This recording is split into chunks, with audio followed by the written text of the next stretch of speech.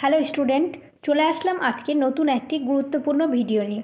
তো আজকের ভিডিওতে আলোচনা করব 2024 শিক্ষাবর্ষে state medical faculty of West বেঙ্গলে যারা বিভিন্ন প্যারামেডিক্যাল কোর্সে ভর্তি হতে চাইছো তারা সবাই জানো যে অফলাইন কাউন্সেলিংয়ের ডেট দিয়ে দিয়েছে। তো সেই অফলাইন কাউন্সেলিংয়ে যাওয়ার আগেই তোমরা তোমাদের পছন্দ মতো কোর্স এবং কলেজ সাজিয়ে নাও এবং তোমরা কিভাবে সেটা সাজাবে আজকে সেটা নিয়ে আলোচনা করব এবং টপ গভর্নমেন্ট কলেজগুলোর নাম বলবো, সাথে টপ কোর্সেসগুলোর নাম বলবো।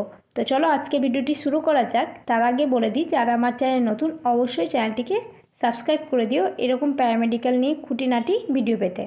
তো চলো ভিডিওটি শুরু করা যাক। তো দেখো, এখানে আমি সিট ম্যাট্রিক্সটা বের করে নিয়েছি। আর এখানে তোমরা কিন্তু দুই রকমভাবে সাজাতে পারো, একটা কলেজ হিসেবে আর একটা কোর্স হিসেবে। তো এখানে দেখো কলেজগুলোর নাম দেওয়া আছে এবং কোর্স কতগুলো সিট, ক্যাটাগরি ওয়াইজ, জেনারেলে কতগুলো, সব কিছু দেওয়া আছে। তোমরা দুভাবে সাজাতে পারো। ধরো কেউ চাইছো ডিএমএলটি কোর্স নেবে, তাহলে ডিএমএলটি কোর্স একটা পেজে লিখে নিয়ে তোমরা দেখবে যে কতগুলো কলেজ আছে, তার মধ্যে তুমি ফার্স্টে কী রাখতে চাইছো সেটা তোমার পছন্দ মতো ভালো কলেজ হতে পারে। আগেই বলেছি কলকাতার সাইডের কলেজগুলো বেটার হবে। আর যদি সেক্ষেত্রে তোমরা চাও যে নিজের ডিস্ট্রিক্টের কলেজে ভর্তি হতে, তো সেক্ষেত্রে ফার্স্টে তোমরা সেটা রাখলে, সেকেন্ড এরকম করে তোমরা লিস্ট করতে পারো। আর দ্বিতীয়ত যেটা আমি বলছি, ধরো এখানে দেওয়া আছে কলেজ নেম এবং কোর্স নেম। ধরো কেউ সিলেক্ট করলে এনআরএস মেডিকেল কলেজ, এটা প্রথমে রাখলে তোমরা 1 নম্বরে দিলে, তার মধ্যে তুমি যেটাই পাও কিন্তু নেবে, কলেজটা ফিক্স।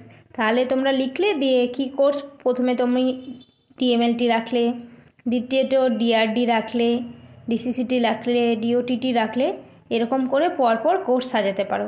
তো এই দুই রকমভাবে তোমরা কিন্তু সাজাতে পারো। তো দেখো এখানে পরপর কিন্তু প্রথম দিকে কলকাতার সাইডের কলেজগুলো দেওয়া আছে। তো যারা কলকাতার আশেপাশে আছো তারা কলকাতার আশেপাশের কলেজগুলো নিতে পারো, সেখানেও তোমরা সাজাতে পারো কোন কলেজটা তোমার সুবিধা হবে, আর সেই হিসাবে তারপর কোর্সগুলো। অথবা তোমরা কেউ যদি ভাবো আমি ডিপিটি বা ডিআরডি যে কোনো একটা পার্টিকুলার, ধরো এখানে আমি ধরছি ডিসিসিটি, কেউ যদি বলো যে আমি ডিসিসিটি কোর্সই করবো, সেক্ষেত্রে ডিসিসিটি বলে লিখবে এবং 1 2 3 4 করে তোমার কিন্তু কলেজগুলো তুমি কোথায় চাইছো সেটা লিখে নেবে। তাহলে তোমাকে কিন্তু সেই কাউন্সেলিংয়ে গিয়ে ভিমড়ি খেতে হবে না। তুমি আগে থেকেই রেডি থাকবে যে এটা না পেলে তুমি কি করবে বা কিছু।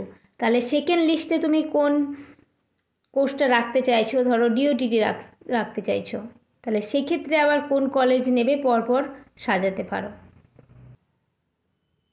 এটা হলো একটা। আর একটা যেটা বললাম কলেজ হিসেবে, কেউ যদি চাও যে কি কলেজ হিসেবে সাজাতে, সেক্ষেত্রে কিন্তু কলেজের নামটা লিখবে ওপরে, আর কি কি তুমি কোর্স সেই কলেজে পেলে তুমি নেবে সেটা পরপর লিখবে।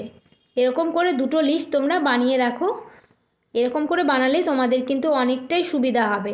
আরেকটা জিনিস করতে পারো, পাশে যদি সিট সংখ্যাটা লিখে রাখতে পারো তাহলে খুবই ভালো হবে। তুমি বুঝতে পারবে তোমার র্যাঙ্ক হিসাবে তোমার কোনটা পাওয়ার হাইলি চান্স আছে। তো কাউন্সেলিংয়ে যাওয়ার আগে বলা যাবে না কিছুই, কিন্তু যাও তোমরা ভালো করে কাউন্সেলিং অ্যাটেন্ড করো, তার আগে এই জিনিসগুলো অবশ্যই করে যাবে। না হয় ওখানে গিয়ে কিন্তু তোমাকে জিজ্ঞেস করলে বা চোখের সামনে দেখে তুমি কিন্তু ভুলভাল কিছু ডিসিশন নিয়ে নিও না যে বা হব না বা কিছু, এই কলেজ নেব না বা এটা চাইনি। তো তার আগেই কিন্তু নিজের পছন্দ মতো কলেজ এবং কোর্সের লিস্ট তোমরা বানিয়ে নিয়ে যাও। তো চলো আজকের ভিডিও এখানেই, দেখা হচ্ছে পরবর্তী কোনো ভিডিওতে।